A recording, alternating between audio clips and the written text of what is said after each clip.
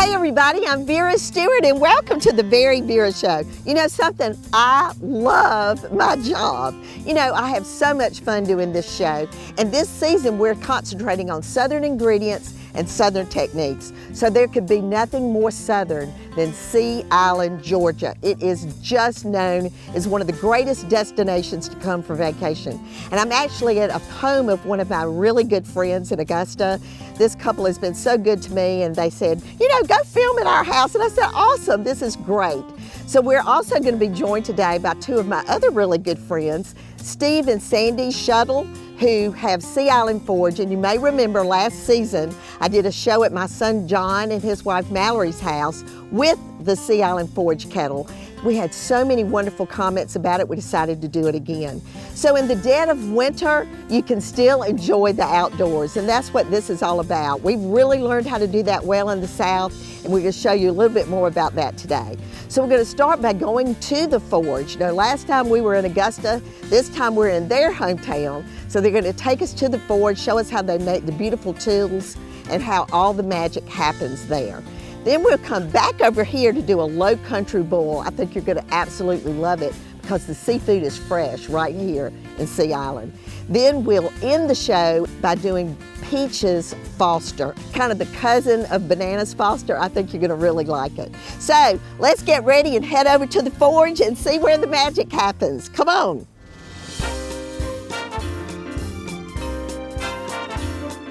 All right, so I've made my way. I'm kind of circling the area of Sea Island, Brunswick, and St. Simons, and I'm with Sandy and Steve Shuttle here at Sea Island Forge. Welcome to the forge, Vera. I mean, I'm so excited to be here. You know, you all came to Augusta, Georgia. We did a show over there in my son's backyard. He had a kettle. It's the perfect scenario. But now to be in your neck of the woods and to be in this building that literally sells the name of your company like crazy. So tell us a little bit about the building that we're in, and then we're going to actually kind of learn more about each process here. So this is my home away from home. When I'm not with Sandy or at their office, this is where I live with all of our artisans. We make the grills, the spark screens, the tabletops, all of the lifestyle pieces that are going to be legacy pieces that people are going to hand down from generation to generation, with all the memories that they've made around the fire, all the flavors, all the family time and jokes and just good food. You know, what we're going to do today. Right. And you know, I think that's a really great point, that these are heirloom pieces, that these are, you know, generational pieces, that the memory as a child of whether it's roasting the marshmallow or, Absolutely. you know, those sorts of things, you know, they're going to be fighting over that one day. Yes. Who's going to get that, you know, sort of thing. So, you know, if we wanted to begin the process of learning a little bit more about the system, the grilling system that you manufacture here, that you produce here. So the grill system, or the grill, is the #1 selling accessory that we make for the kettle.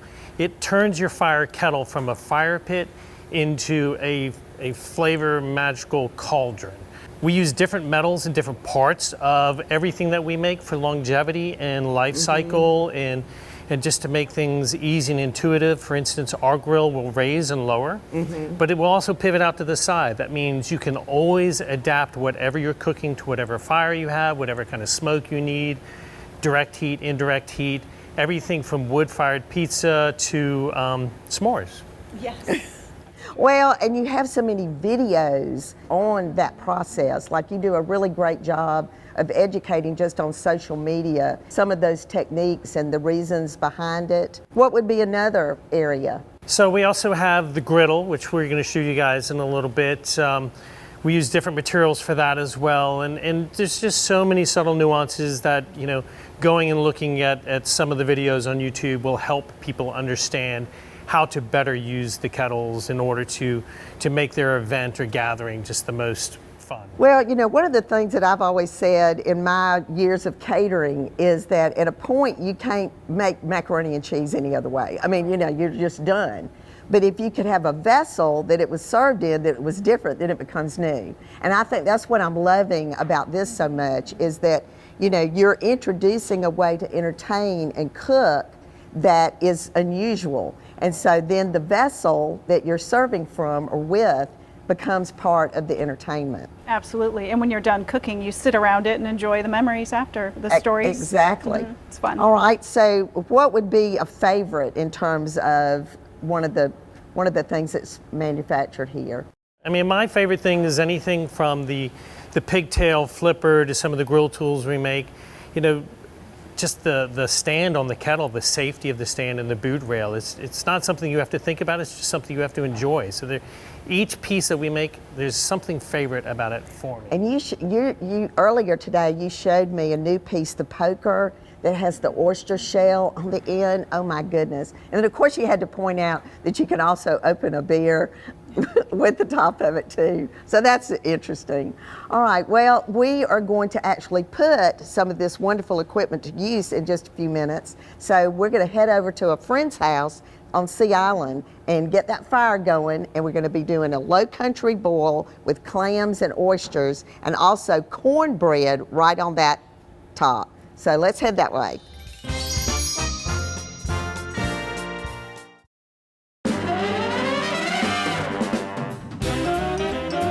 Welcome back, everybody, and if you're just joining me, you have missed the Sea Island Forge, but you know what? You're gonna see it when you watch this show for the second, third, and fourth time because you're gonna love it.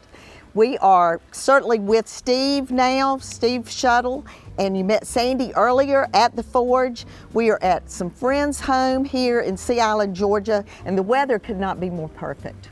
Oh, this feels great, is great, it's so beautiful. It is, and we're in the middle of January, for heaven's sake. So, you know, last season, Steve, you knocked everybody's socks off. You brought a steak to cook on this that was this thick. I mean, people are still talking about that show. Go big or go home. I'm telling you, and it was perfectly cooked. So if you missed that show, you can go to our YouTube channel and just type in Sea Island Forge and that show will come up.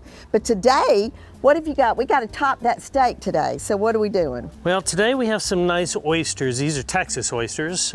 We've already washed those. These are some local Sapelo clams. So these are so delicious on the open fire. You get that hint of smoke on them, a little bit of lemon and some butter. These are gonna knock your clam socks off. My clam socks? Okay, well, I'm gonna give you these back and ask you to hand me the bowl with the cornbread because, you know, we're doing Southern ingredients and Southern techniques this season, and you can't get any more Southern than cornbread.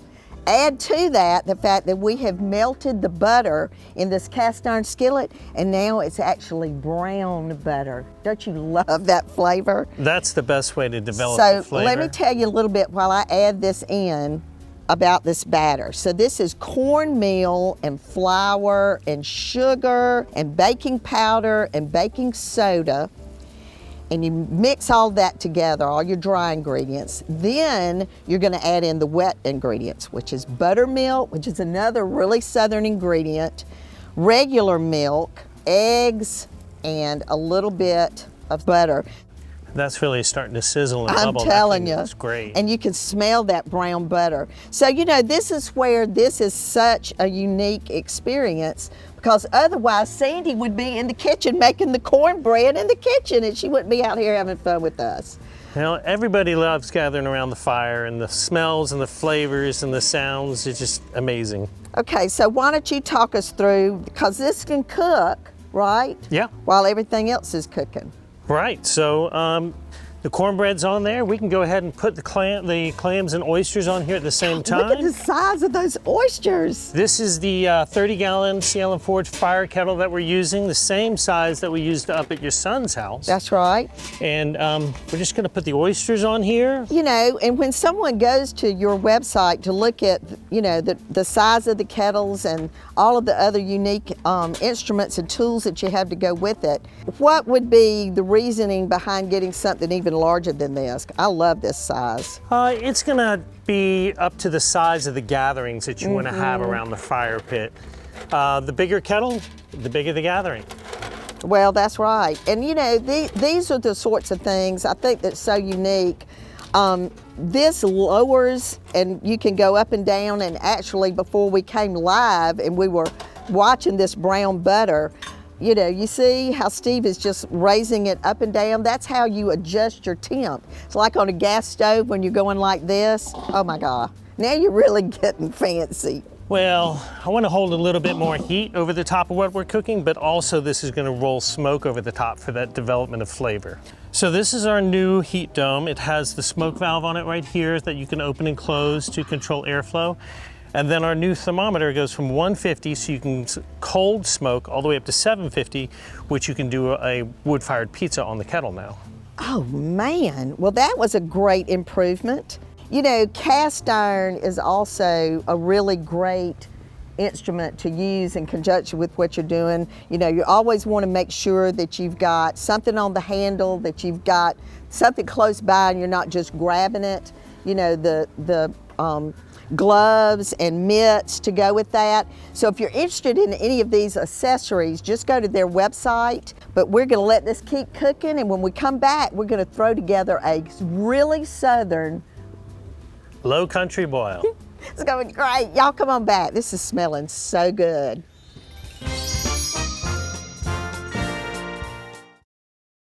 Vera's Corner is brought to you by TaxSlayer. Sub-Zero Wolf & Cove, the premium leading refrigeration, cooking, and dishwashing company, has launched a full suite of new appliances. Let's take a look. First, let's peek at Sub-Zero Designer Series under-counter refrigeration. This diverse collection offers luxurious convenience and unmatched style while precisely preserving food, wine, and beverages. Professional heritage, iconic aesthetics, and innovative performance unite in Wolf's boldest and entirely revamped cooking package, the Wolf Dual Fuel Range. Its durable construction and intuitive features ensure every home chef can enjoy predictably delicious results for decades. Providing a sleek alternative to the professional style range, the Wolf Induction Range offers the historic and unparalleled performance of Wolf, including Wi-Fi capabilities and chef-tested cooking modes in a modern shell. And finally, the Wolf E-Series built-in oven offers enhanced cooking performance inside and cleaner, design-friendly aesthetics outside. To experience these new appliances in person, visit your local Sub-Zero Wolf & Cove showroom. Start free today at TaxSlayer.com.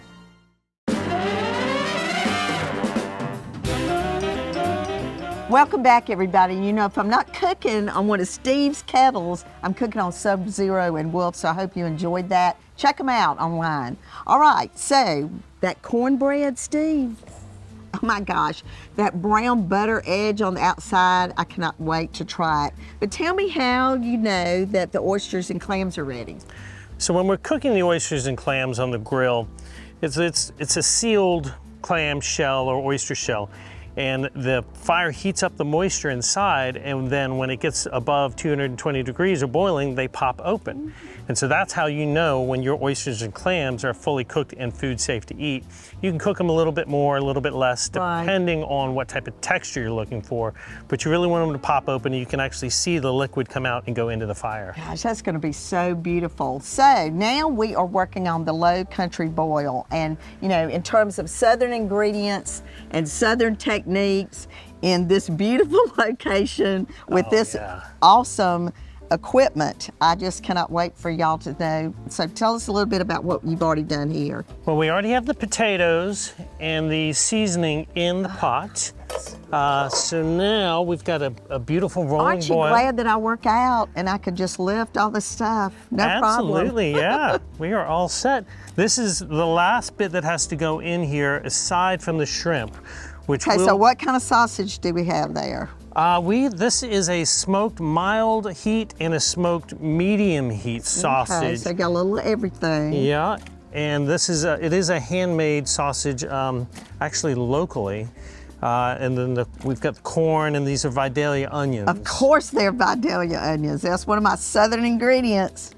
And then we've got some, looks like bicolored corn. You got the white and the yellow there together. Yeah, That's awesome. It should have a nice crisp texture. Okay, so how long did the potatoes cook? The potatoes were in there for about 20, 25 minutes. Actually, they're probably in there about 30 minutes. Then this is going to be in there for about 10 minutes. And we'll actually pull this out first and then put the shrimp in, because some people are allergic to shellfish. Right. Okay, so now in that water that you got boiling, you put Old Bay seasoning. Old Bay, and you let that like come to a boil and get the water really well seasoned before you put the potatoes in. Yes, and it needs to be a rolling boil, because as you're putting the food in, it will take away some of the heat from your water, so you Right. need that rolling boil.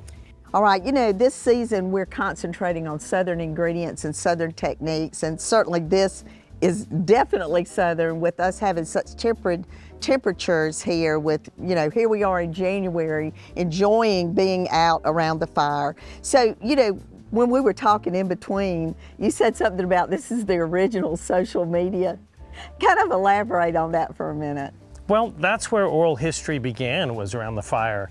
It's that friend and family gathering. That's where people make the real memories, the memories that hold fast and they get passed down from generation to generation, around the cast iron skillets, around the cast iron kettle, around the fire. It's those food, flavors, and fun that just really burn those memories deep into your Southern core. Well, it could not be better said than that. And certainly for all of you, I want you to come back. We're going to transition from the kettle to a beautifully prepared table, and then show you how you can casually let your guests just come and go and look through all the offerings tonight. So come back with us in just a few minutes.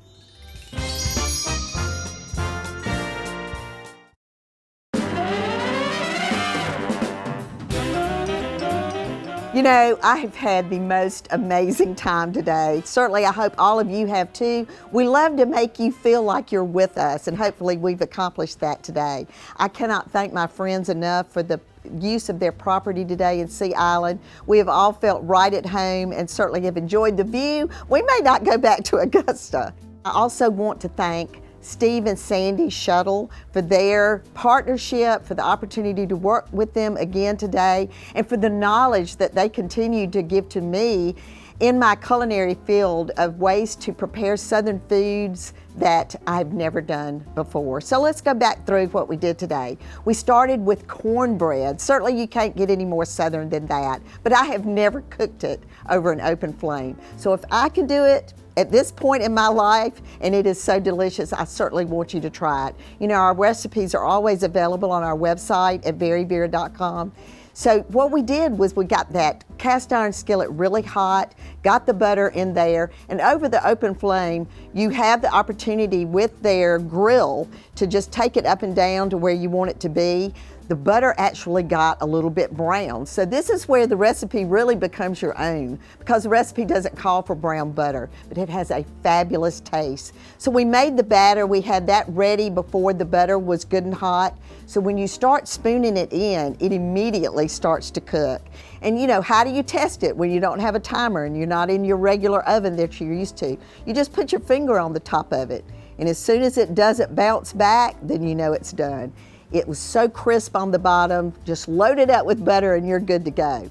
All right, then Steve came in with all of the wonders of the sea here in the South Georgia area. We did clams, those cooked up so beautifully. I said, well, let's not eat them until the presentation. He said, you've got to just try one. It is delicious, really great. And you know, you can use what you don't eat to make a stew or a bisque. And then the oysters on the half shell. We learned today, how do you know when they're done? And so he went through all of those techniques. And you know, when they pop open like that, they're very easy to open, but they're really easy to open if you use one of their oyster knives. So certainly I want to send you to that website to look for specialty gifts. Maybe buy a bushel of oysters and give that as a present, maybe for Father's Day. And then the low country boil. This is definitely an easy way to entertain. You're just dumping things in the pot. You don't have to stand there and stir it. You layer it one thing at a time, the thing that takes the longest to cook. And then that shrimp goes in after you've lifted everything out. And honestly, those cook very quickly as well. So this way, folks can just come to the table, get what they want, go back and forth. The low country boil is really great even at room temperature. All right, then finally we ended it up with the peaches Foster. And here again, I'm experimenting with cooking over an open fire. So if I can do it as a newcomer, you can do it too. So what we did was we put that cast iron skillet back on the kettle. We let the butter get brown, just like I said earlier. Then we added in the peaches, and these are Pearson Farms peaches that I put up in the freezer during peach season. Just look how beautiful they are. So those cook down, just get them a little bit soft, then add in your brown sugar, your cinnamon, your nutmeg, the half and half. Are you hungry? I mean, this just cooks down so beautifully. And you know, lots of people, when they do bananas Foster, serve it over vanilla ice cream. Well, I would love to recommend that you try my Harry's Old Fashioned Pound Cake out of the first cookbook. Put the peaches Foster over that, and if you really want to go all out, you can still put a scoop of that vanilla ice cream. So again, I want to thank Steve and Sandy and Sea Island Forge for the opportunity today. Hopefully you have gotten even more interested in their company. I want to thank my friends again for their hospitality. And for all of you, I hope you'll come back and join me again next week. And as I always say, no matter what you do, do it in good taste. See you next week.